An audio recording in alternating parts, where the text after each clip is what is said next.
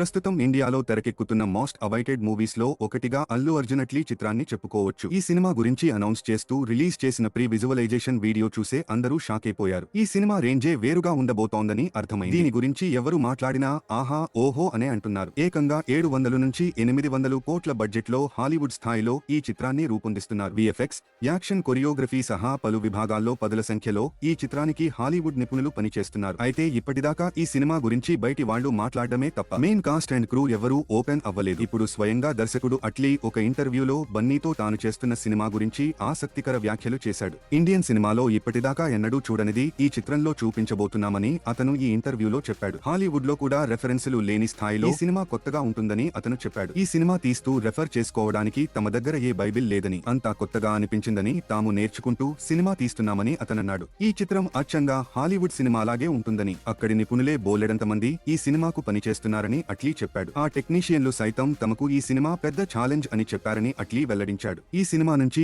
ఏదైనా విశేషాన్ని ప్రేక్షకులకు చూపిద్దామా అని ఎంతో ఉత్కంఠగా ఎదురు చూస్తున్నామని, అందుకు ఇంకొన్ని నెలలు పడుతుందని అట్లీ చెప్పాడు. బన్నీ లుక్ కొత్తగా ఉంటుందట కదా, ట్రాన్స్ఫర్మేషన్ వేరే లెవెల్ అట కదా అని అంటే కొన్ని నెలలు ఎదురు చూడండి, అందరూ ఎంతగానో ఆశ్చర్యపోతారు అంటూ ఊరించాడు అట్లీ.